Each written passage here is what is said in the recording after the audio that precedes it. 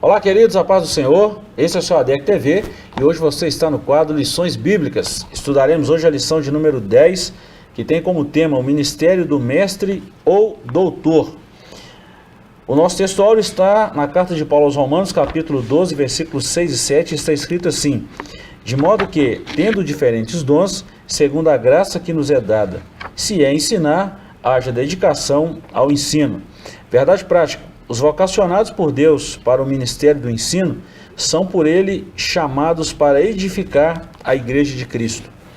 A leitura bíblica em classe está no Evangelho de Mateus, capítulo 7, versículos 28 e 29, Atos dos Apóstolos, capítulo 13, versículo 1, Romanos, capítulo 12, versículos 6 e 7, e ainda a Epístola de Tiago, capítulo 3, versículo 1. A lição de hoje é uma lição super importante e nós temos quatro objetivos. O objetivo geral: retratar a missão do ministério de mestre, e ainda 3 objetivos específicos. Primeiro, apresentar que Jesus, o mestre da Galileia, é mestre por excelência. Segundo, identificar a ordem de Jesus aos seus discípulos para ensinar a igreja do primeiro século. E terceiro, apontar a importância do dom ministerial de ensinador na igreja local. Mais uma vez, professor Joás está comigo aqui. Professor, muito bem-vindo. Estamos diante de uma lição importantíssima. Demais, né? Como todas as outras, né? Verdade. Mas essa é especial, né? No nosso contexto cultural, né? Na nossa realidade como igreja, é um ministério muito excelente e muito necessário, né? De mestre, de doutor. Aí é bom quando a igreja recebe esses presentes, né? É uma responsabilidade muito grande para quem tem esse ministério, professor. Tanto é que o nosso textual aqui, mais uma vez, né, eu vou falar a última parte, a última frase do textual: se é ensinar, haja dedicação ao ensino.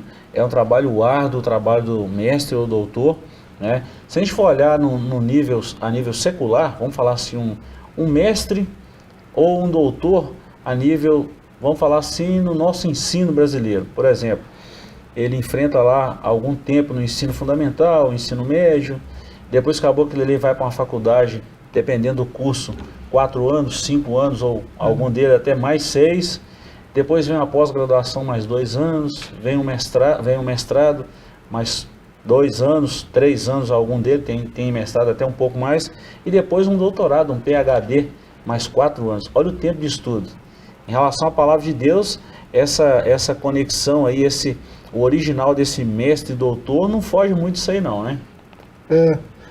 São reconhecidos pela igreja, talvez justamente por conta dessa dedicação, né? A dedicação em ensinar, ela não vem antes da dedicação em aprender, né? O que a gente percebe é que, assim, a gente chama um monte desses presentes, né, esses dons ministeriais. A gente não tem problema em chamar alguém de pastor, né, alguém de apóstolo, né, dadas as devidas proporções aí, né, mas a gente não chama muita gente de doutor, de mestre, né, talvez porque quando a pessoa chega a um nível de conhecimento assim, né, dentro da igreja, às vezes ela toma uma postura diferente da que é exigida pela Escritura, né? O mestre, o doutor, deve ser humilde em ensinar e deve ser humilde para aprender, para ensinar, né? Ninguém ensina nada que não aprendeu antes, né? Então, talvez, culpa nossa, né? Que não temos humildade em aprender nem em ensinar. O termo não é tão usado como poderia ser, né? Pois é, professor, é nesse contexto aí que a gente vem falando aí sobre essa lição. Por isso que eu destaquei no início aqui a importância dessa lição, porque eu vou até ler a introdução para a gente iniciar. O ministério do ensino da palavra é primordial para a igreja exercer o discernimento no que tange ao tempo em que vive, culturas, teologia, filosofias, etc. Tão importante é a função de mestre na igreja que as Escrituras declaram o quanto ele deve esforçar-se intelectualmente para exercer tão nobre tarefa. É uma tarefa importante, indispensável, que exige muito de quem a desempenha. Então, por isso, assim, a raridade desse ministério nos dias atuais. Hoje, com o advento da internet, tem muitos ensinadores, muitos filósofos por aí afora, né? Mas quando você vai olhar o tempo de caminhada, o tempo de aprendizado, aí põe em xeque esse ministério. Tem muita gente ensinando, tem muita gente falando, né? Mas tem pouca gente ensinando a palavra, né? Traduzindo a palavra, né? Para os mais humildes, né? Intelectualmente.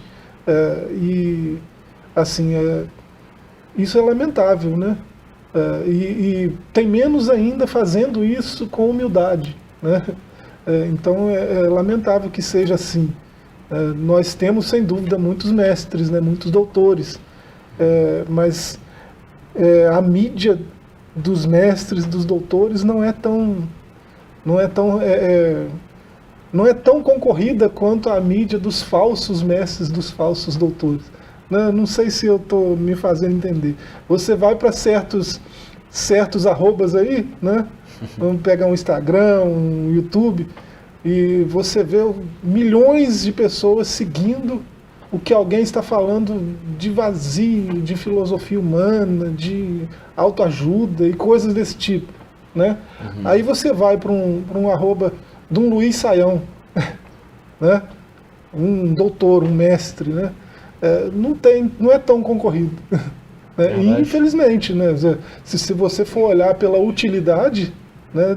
Devia estar abarrotado do Luiz Saião. Né? Vamos falar de um outro que não está entre nós mais, né? Mas é um pastor muito conhecido no nosso meio das Assembleias de Deus. Tive o privilégio de ser aluno dele, mesmo que foi por um tempo curto, mas tive o privilégio de ouvi-lo e aprender muito. E já li muitos livros dele, pastor Antônio Gilberto. Nossa, nós tivemos muitos mestres, né? Muito. Antônio Gilberto, aí você for lá, Bernard Johnson, né? Pastor Severino Pedro. Né? A gente teve muitos mestres, né? Muitos homens bons. Pois é. E, professor, que a gente sempre fala isso, né? Se a gente for olhar o ministério, ou se a gente for olhar, vamos falar assim, a história dos reis de Israel, como que esses homens eles tinham uma tutela, né? E a gente não vê nenhum rei, exceto dois, um deles Josias, que assumiu o trono com 8 anos, mas todos os outros assumiram o trono aí acima dos 25, 30, exatamente pelo aprendizado, pelo fato de ter essa tutela, de demorar tempo vamos falar assim, no aprendizado mesmo. Então, um dia eu falei a gente entrar aqui no comentário, um dia eu falei com a determinada pessoa, ela falou assim, mas eu não vou na escola dominical não, porque tu que fala lá eu já sei. Eu falei, então vai para ensinar. Já pensou? Eu já ouvi isso de bons mestres, de bons professores que quem não tem humildade de sentar para aprender, não pode assumir uma classe, assumir qualquer coisa para falar. Uma declaração dessa aí, ou é muito ingênua, né, ou é muito pretensiosa, não sei qual das duas, né? Nossa, eu gostaria, já pensou? Eu não vou ouvir o Silas Daniel não, tudo que ele sabe eu já sei. Nossa, você já pensou? Como perde, né? Um sonho que eu tenho, né? Saber tudo que o Silas Daniel sabe, né? Mas falta muita coisa para chegar lá, né? Você pega o pastor José Martins agora, né? É muita gente, tem uns camaradas bons aí, né? Então, eu não sei se é pretensão ou se é ingenuidade, né? Agora, professor, tem gente que pensa que esses mestres estão longe, né? Mas tem alguns perto de nós aí, né? Não é? Nós temos bons mestres aí à nossa volta, né? E pertinho de nós, né? A gente, de vez em quando, fala de alguns aqui, né? Aqui mais de perto. Né? João de Deus está sempre na nossa lembrança, não né? Eu tenho um mestre que eu cresci aos pés dele, né? Pastor Anacleto, é o maior que eu conheço, né? É o melhor. Para mim, o Silas Daniel tem um lugar especial no coração, mas o pastor Anacleto, você sabe que... né? E de fato, você não está falando mentira, você está falando verdade. Como aprendemos com o pastor Anacleto. E tem outros aí, né? Podemos citar outros alguns, aí. Tem homens aí, doutores aí, como o pastor José Deco Miranda e tantos outros aí. Isso é muito bom a gente... Estou falando que a gente perto de nós aqui.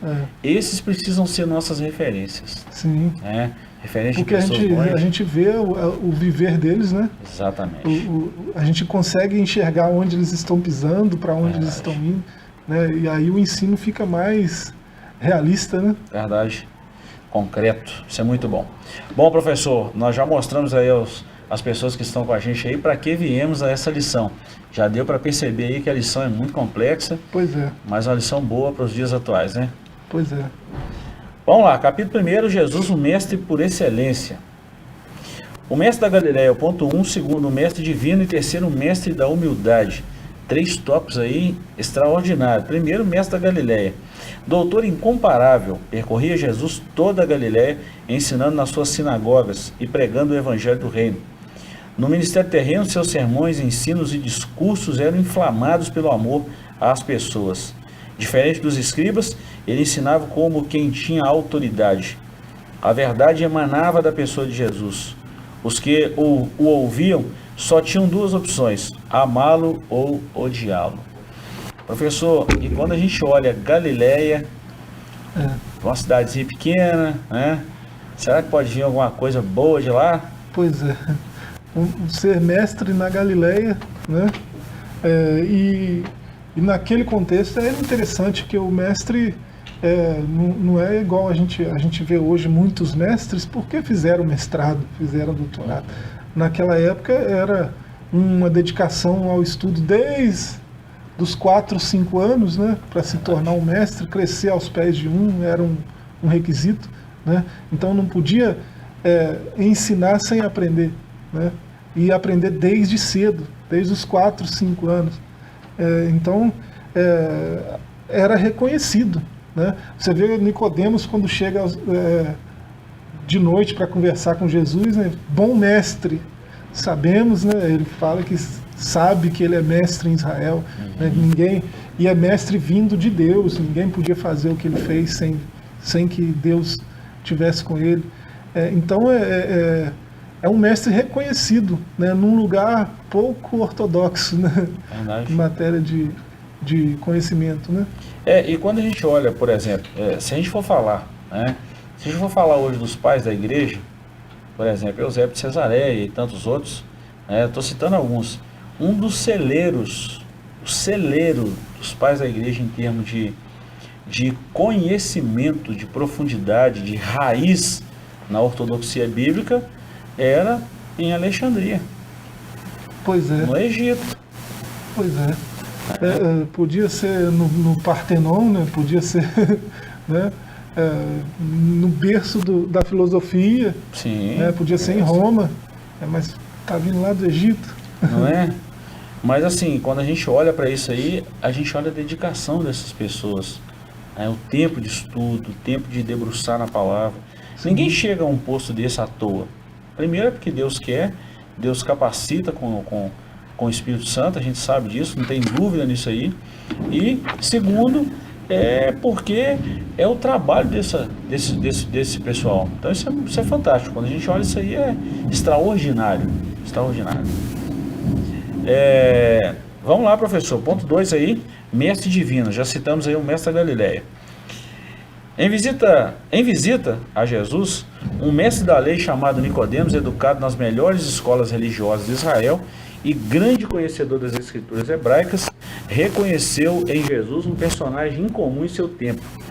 Esse mesmo fariseu, que era príncipe dos judeus, afirmou que o nazareno não poderia fazer o que fazia se Deus não fosse com ele. Olha bem, além de estar numa cidade pequenininha, vamos falar cidade, né?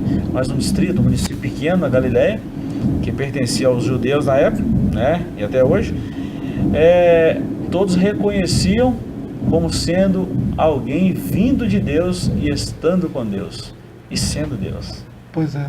E quando a gente vê a figura de Nicodemos, né, reconhecendo isso, é alguém que tem esse conhecimento, né? Alguém esclarecido nas ciências da época, e olha para Jesus e vê um mestre, né, vindo de Deus. Com esse dom ministerial que a gente está falando também não é diferente. Né? Os mestres são sempre reconhecidos, né, como vindos de Deus. Né? Alguém não pode se auto-intitular mestre e sair ensinando, né, sem o aval da igreja, sem o aval, né, do próprio Deus que levanta mestres e dá para a igreja, né? Nós estamos na onda aí da internet. Esses dias agora eu estava vendo um determinado pastor aí, e ele estava lá respondendo aquelas perguntas que está todo mundo nessa fase agora, está todo mundo nessa tendência agora. Depois do Ciro Zibord, né, veio André Valadão, veio aí todo mundo agora está nessa vibe, né? Virou febre, né? Inclusive nós temos um quadro aqui que também respondendo as perguntas assim, muito bom, né? Nós somos suspeitos em falar, mas tá lá no YouTube, todo mundo pode acompanhar. Alguém perguntou para ele assim, pastor, eu queria me tornar um mestre, como é que faz para você ir? Qual é o segredo? Aí ele foi responder o seguinte, meu amigo, você tem que debruçar na palavra, você tem que estudar muito, você tem que receber esse dom e chamar de Deus. Isso não é coisa natural, isso não é coisa humana, não. Eu achei legal a resposta dele, porque são respostas rápidas, né? Isso não é para ninguém se autopromover. Isso é algo dado à igreja.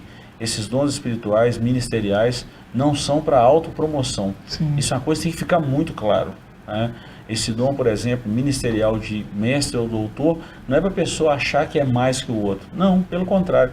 Ele vai receber um maior peso de julgamento por esse dom ministerial que ele exerceu ou não. Então isso é uma responsabilidade a mais. Você vê que até tema do tópico 3 aí, né, eu estou adiantando, mas Bora a lá. gente entrou no assunto, né, até na cultura judaica, né, um mestre não se dobrava diante de ninguém, né? E isso não era só no sentido literal, né? Em todos os sentidos, até os figurados, né? No sentido de ele é a autoridade máxima em termos de conhecimento. Então havia uma postura arrogante, né?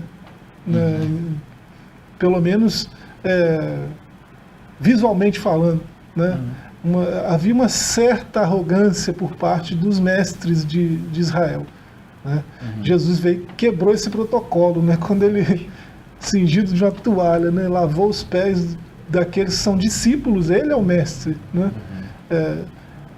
Os próprios discípulos acharam absurdo, né? Porque não fazia parte da cultura.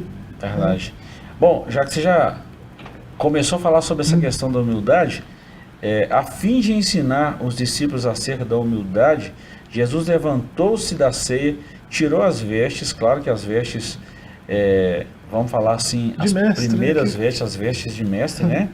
E tomando uma toalha, cingiu-se.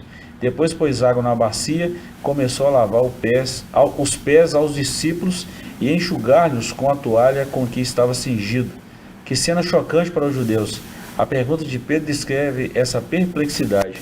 Era inimaginável o mestre encurvar-se para lavar os pés de pessoas leigas. Jesus era um mestre e deu exemplo aos discípulos. Que maravilha!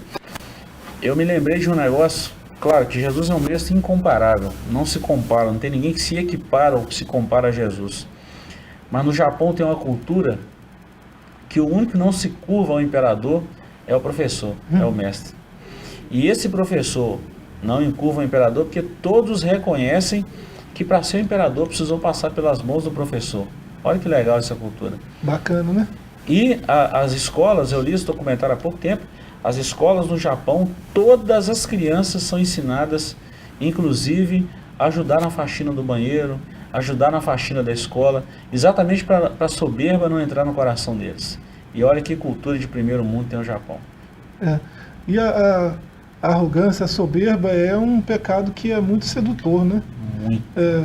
Às vezes você não precisa ter muita coisa para ser arrogante, para ser soberbo, né? Então, aprendendo desde cedo, quanto antes melhor, né? Aprender a lidar com isso, né? Aprender a ser humilde de fato, né? Agir com humildade, né?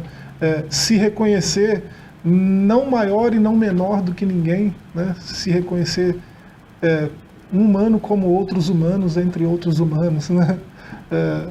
Isso é o básico da convivência, né? Verdade. Você falando em humildade, eu tenho um amigo, ele sempre falava isso, quando ele percebia que alguém queria pisar nos outros. Ele falava assim, aí, camarada, coloca uma estrelinha no Galaxy Range, sobe numa tampinha de Coca-Cola, acho que já é o xerife.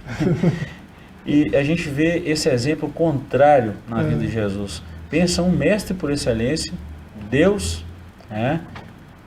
se fez carne, habitou entre nós e despisse das suas vestes de mestre, colocar uma toalha sobre o ombro, lavar os pés de homens leigos e depois enxugar e dar o maior exemplo de humildade. Não é qualquer mestre que faz isso não, tá? É por isso que as multidões, né, no final do Sermão do Monte, lá no capítulo 7 de Mateus, né, as multidões reconhecem a diferença, né, do mestre da Galileia para os outros mestres. Esse aqui ensina como quem tem autoridade, ensina com autoridade, né? Ele ensina não só com discurso, né? Ele não fala só aos ouvidos, ele fala aos olhos, né? Fala ao coração. Beleza. Né? E João 6, né? Suas palavras são diferentes porque tem espírito e vida. Né? Por que tem espírito e vida? Porque ele vive o que fala, né? As palavras têm vida quando saem da boca dele, porque saem de alguém que vive o que está falando. Faz uma diferença muito grande isso. A teologia católica, a tradição católica, né, tem uma figura disso que é o ecce homo, né? Há uma ideia, né, quando olham para o Cristo falando, ele não fala nada que ele não faça, né? Quando olha para o João Batista pregando humildade, consegue ver nas vestes dele alguém humilde, nas atitudes dele alguém humilde, né? É diferente. Então o homem, né, condiz com o discurso que sai da boca dele, né? A vida do homem condiz com o discurso do homem, né? Ainda falando de humildade, professor, acredito que você já está lá, se já não tiver terminado a leitura desse livro, mas eu me prendi nas primeiras páginas ainda, porque exatamente pelo fato da profundidade disso aí. Tomás de Kempis, quando fala da imitação de Cristo. Isso é maravilhoso. Fino. Muito bom, né? Nós vamos para um breve intervalo, voltamos já já, e nós estamos falando da lição extraordinária. Não saia daí, já já estaremos de volta.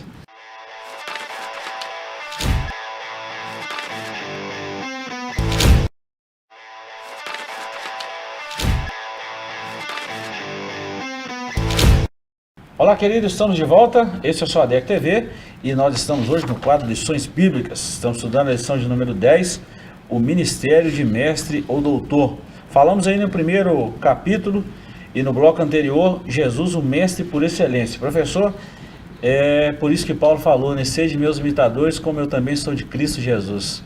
Muito certa essa frase, né? Alguém que vive, né, mirando os passos de Jesus um a um, né? Tem essa autoridade para falar, pode me seguir também, porque eu só piso onde ele pisa, né? Não é brincadeira. Seguir o mestre não é fácil não, tá? Seguir o mestre não é fácil não. Bom, professor, nós vamos falar no capítulo 2 aí, o ensino das Escrituras na igreja do primeiro século. Bom, nós já falamos no primeiro aqui, falamos do maior exemplo de mestre, isso aí é indiscutível. Eu acho que ficou bem claro esse ponto aqui, que nós citamos Jesus, não tem ninguém que se compara a ele, né? Jesus é o paradigma, né, excelente de todas as virtudes possíveis, né? A gente falar de um pastor, ele é paradigma. Se a gente falar de doutor, de mestre, ele é paradigma também. Se a gente falar, né, de vida cristã como um todo, né? É tudo. Ele é o nosso maior referencial em qualquer assunto, né? É o norte, né? É tudo, na verdade. Bom, 3 pontos também.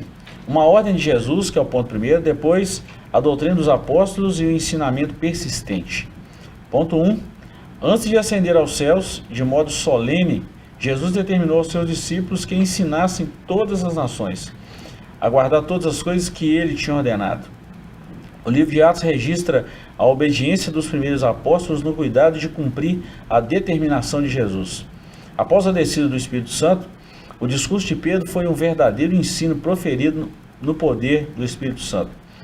Tendo em vista a plena edificação da igreja na palavra, o Senhor Jesus, através do Espírito Santo, dotou alguns dos seus servos com o dom ministerial de mestre ou doutor. Esse dom é uma capacitação sobrenatural do Espírito. Isso não significa, porém, que devemos descuidar da nossa formação intelectual, pois o preparo para o ensino passa pela capacidade de aprender para posteriormente ensinar. Que espetacular esse subtópico primeiro aqui, né? Temos a responsabilidade de ensinar, mas antes de ensinar tem que aprender. O Cortella, nas suas reflexões filosóficas lá, ele fala que todo bom ensinante é primeiro um bom aprendente, né? Então isso é verdade demais da conta, né? Não dá para ensinar nada direito se você não aprendeu direito, né? Você vai falar e não vai produzir mudança nenhuma, não vai produzir, né, entendimento daquilo que você está falando. Quando você entende, aí você consegue traduzir, passar de uma forma clara, né, para qualquer um entender. Eu tinha um professor lá na faculdade ainda que ele falava o seguinte: se a gente não conseguir explicar um projeto complexo para uma criança de 6 anos, não está pronto para fazer nada. Isso marcou porque a função do mestre é exatamente essa: pegar algo complexo, destrinchar aquilo ali de forma que todos entendam. Foi exatamente o que Jesus falou na sua ordem: pega o que eu estou ensinando a vocês e passem isso a outras pessoas. Eles aguardar tudo. Foi uma ordenança, né? Exatamente. Ide por todo mundo, ensinai, né? Pregar o evangelho a todas as nações, ensinando a guardar o que ele falou. Então, e guardar aí é obedecer, né? Na maior parte das vezes onde essa palavra aparece, né, guardar, na Bíblia está relacionado a obedecer algo que ouviu e entendeu. Então, isso é a vida evangélica. Você ouve a palavra, ela produz fé quando você entende, né, e você passa a andar de acordo com aquilo que você entendeu. Então, a vida do cristão muito bom isso, né? Ensino-aprendizagem, né? Muito bom. Então, ele mandou, e tem um conteúdo esse aprendizado, né? As palavras que ele tem dito. Esse é o conteúdo. Por isso, professor, que eu quero levantar uma questão aqui. Você falou aí em guardar, eu vou falar desse ensinai. Isso está no imperativo, né? Ensinar, ou seja, isso é um trabalho que começou e está acontecendo ainda, ele não finalizou. Por que eu estou levantando essa questão? Porque isso demanda de tempo. Não se forma um mestre da noite para o dia. O mundo passa por muitas transformações e hoje com uma velocidade 10 vezes maior do que antes, né? Então, no campo das ciências, né, no campo da filosofia, né, tudo avança muito rapidamente no campo do conhecimento. E o mestre levantado por Deus, ele deve estar em dia com esse avanço todo, porque a sociedade, ela se molda de acordo com essas mudanças. A sociedade vai de acordo com essas mudanças da ciência, né, da cultura, e o mestre tem que traduzir isso, né, de forma adequada com o que diz a palavra. Ele tem que entender o que diz a Escritura, né, isso envolve uma série de coisas, né, uma ciência muito complexa, né, a ciência da hermenêutica, né, estudar o texto, da exegese, e cultural também, entender a cultura da época, né, para assim traduzir aquele texto para essa realidade, né, adequar a prática daquilo nessa cultura, né? Então não é algo simples, exige uma certa dedicação. Só para quem está em casa, os nossos amigos aí que nos acompanham, só para ter uma ideia, um curso de teologia hoje, até aproveito para falar do IBAFEC, tá? Não vou perder essa oportunidade de jeito nenhum, né? Quem ainda não fez inscrição, tá aí, tá a tempo, tá? Procure aí na nossa secretaria e tem todas as informações. Só para ter ideia, o curso básico se estuda 15 disciplinas. Então, assim, nós estamos falando de um curso básico. Depois tem um curso médio, tem um médio avançado. Olha o tempo, no mínimo, vamos falar aí 4 anos, 4, 5 anos. Isso eu estou falando uma introdução.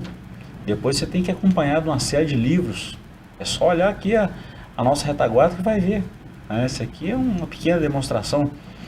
Então, assim, se for olhar quantos livros um bom mestre, eu lembro do pastor Edivaldo, que escreveu aí pelo menos que eu lembro aí, uns 15 livros ou mais, foi bem mais. Mas ele falou para escrever 15 livros, já leu mais de 3.000. Craque em escatologia, né? Não é?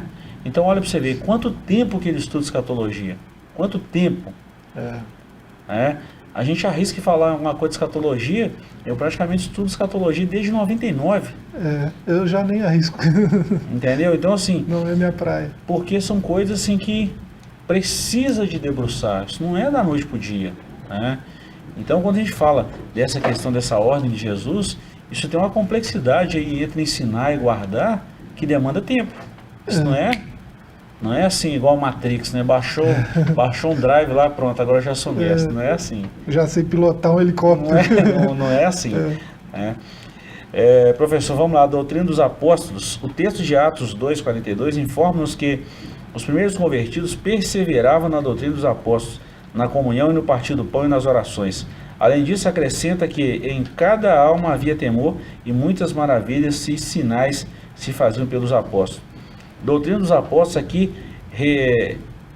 referida trata-se do conjunto de ensinos de Cristo ministrados por eles de forma constante e eficaz para o crescimento integral dos novos crentes. Eu vou até te falar de forma invariável, né? Aprenderam de Cristo e ensinaram a igreja. Coisa que nós já estamos sofrendo algumas mutações nesses ensinos, né? O maior pregador que a igreja já teve, né, depois de Cristo, ele falou que eu recebi do Senhor o que também vos ensinei. Paulo. Então o Senhor falou com ele, né, isso. Ele passou do jeito que recebeu. Ele ensinou do jeito que ele ouviu de Cristo. Né? E isso é o ministério de mestre e de doutor. Né? Bom, deixa eu voltar num texto aqui no Antigo Testamento que vai ilustrar direitinho isso aí que você acabou de falar. Acontecia isso no Antigo Testamento? Claro, nós temos inúmeros mestres no Antigo Testamento. Vou falar de um deles por excelência também, Moisés. Moisés recebeu a orientação do Senhor na construção de todo o tabernáculo. As medidas, os utensílios, o tipo de material, tamanho, tudo. Ele recebeu aquilo no monte. Deus ungiu 2 homens lá no meio do arraial. Você já citou ele aqui várias vezes. Bezalel, né? Não é? Deus revestiu esses homens de sabedoria, de conhecimento, vamos falar assim, de sabedoria mesmo de Deus. E Moisés passou a visão fidedigna do jeito que ele tinha recebido. Interessante quando a gente vê lá no final da construção, lá no final do Êxodo, que eles apresentam para Moisés toda a obra do tabernáculo, é como se Moisés estivesse revivendo aquela visão que Deus deu para ele lá no monte. Falou assim, puxa vida, eu não desenhei, eu não fiz um desenho para ele mostrando a planta, eu simplesmente passei aquilo que Deus me orientou que passasse, eu falei para eles, eles fizeram idêntico à visão que Deus me mostrou no monte. O mesmo Espírito que passou para Moisés, passou a eles, capacitou eles a fazer, né, as artes e tudo mais. Esse é o segmento da doutrina que nós precisamos manter de forma invariável. O que nós aprendemos de Cristo, que também foi ensinado pelos apóstolos, né, a palavra de Deus, será que é a verdade nua e crua que nós estamos ouvindo hoje? Isso assusta a gente, professor. Pois é. Num desses cultos nossos aí, eu lembrei de um episódio e acabei falando, né? Foi por testemunha falsa, né? Que julgaram Jesus e depois mataram, né? E a testemunha falsa, quando você vai ver as palavras que eles disseram que Jesus falou, Jesus realmente falou aquilo. Né? Exatamente. Eu vou destruir esse templo e vou reconstruir em 3 dias. Né? Mas como é que o evangelista chama de testemunha falsa se Jesus falou aquilo mesmo? Né? É porque eles tomaram as palavras num sentido diferente do que Jesus falou. Né? Jesus estava falando do seu corpo, né? O templo ali era o próprio corpo dele, né? Que seria morto e no 3º dia ressuscitaria, né? Reconstruirei no 3º dia. Então ele falou nesse sentido.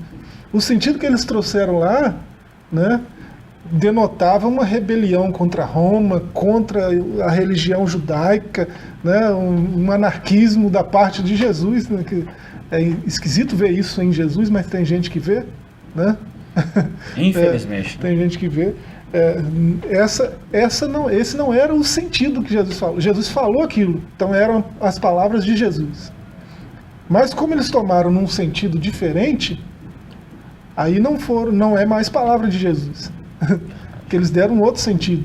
Verdade. E quantos mestres fazem isso hoje?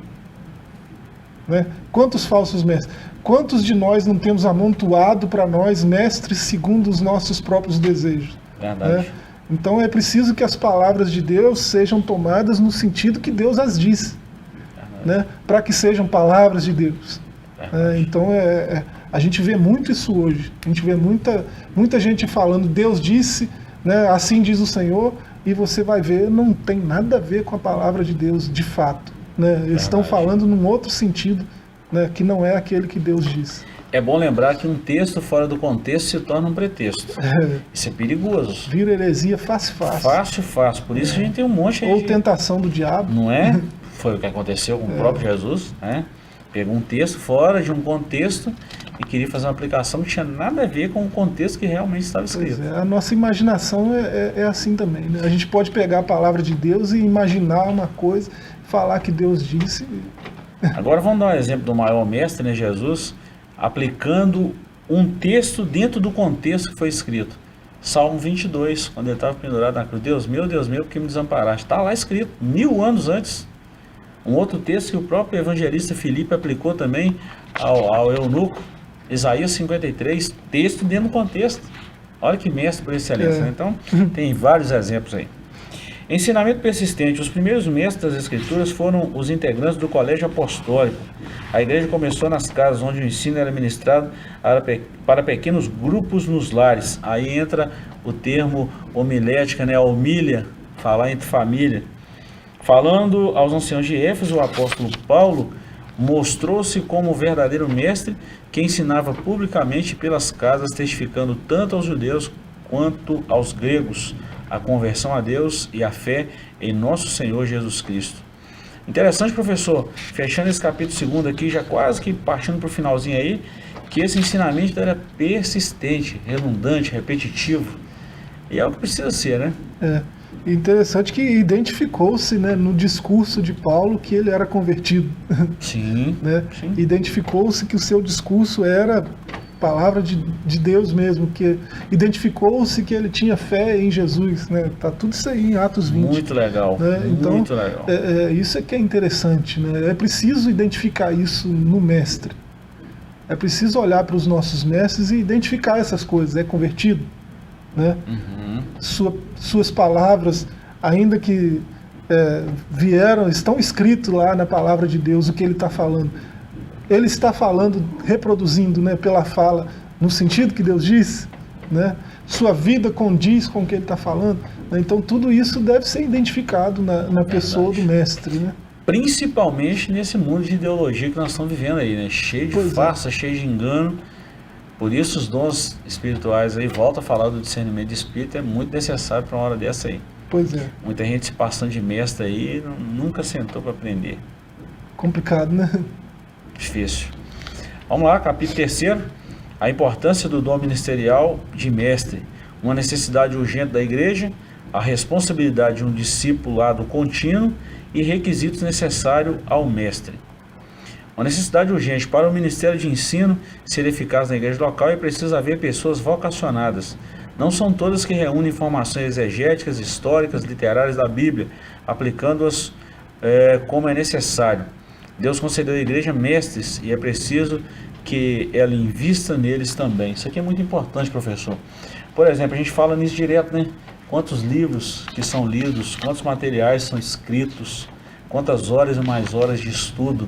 Não é simplesmente chegar aqui, ler uma lição e passar. Isso eu estou falando de nós que agora aqui, não é nem questão de mestre, eu estou falando de uma simples lição, de uma lição de algo, vamos falar assim, que vai repercutir na vida de alguém. Mas agora imagina um estudo detalhado, pegar um texto, esmiuçar aquilo ali. Precisa haver uma dedicação, um investimento assim pesado em cima disso aí, né? Possivelmente, né? Pelo que a gente percebe, tem pessoas que são professores de escola dominical que nos assistem, né? Sim. A gente já ouviu isso de alguém pela rua e tal. Né? Então, são mestres, né? Estão ensinando a igreja de Deus. Né? Quando o apóstolo Paulo falou que deve haver dedicação ao ensino, ele está dizendo que a dedicação para ensinar deve ser a mesma para aprender. Né? E ele diz isso não só em palavras, mas com a própria vida. Né? Ele estava sempre falando, traz para mim os livros, traz os pergaminhos. Né? E já não estava tão novo mais na época dessa. Pois e é o apóstolo Paulo, né? É o filósofo da igreja, né? O maior deles. Né?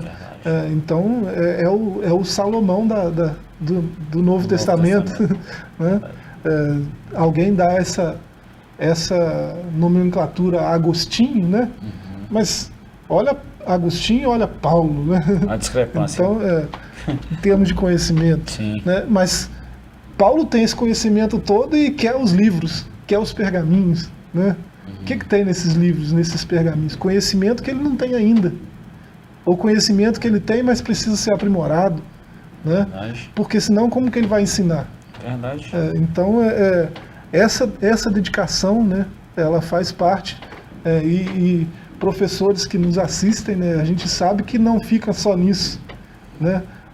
O subsídio vai muito mais além do que as aulas, né, que a gente vê no YouTube, né, e no próprio site da CPAD, né, nos livros que a CPAD disponibiliza. Nós temos outras fontes de conhecimento que são buscadas, né, porque deve haver uma dedicação. Quando a gente está ensinando a igreja de Deus, não pode fazer isso de qualquer forma. Pode não. Né? Deve haver uma dedicação. Você pretende ser mestre, né? Quem está assistindo a gente tem essa pretensão, né, de ser um mestre na igreja, né? Sente que é chamado para isso.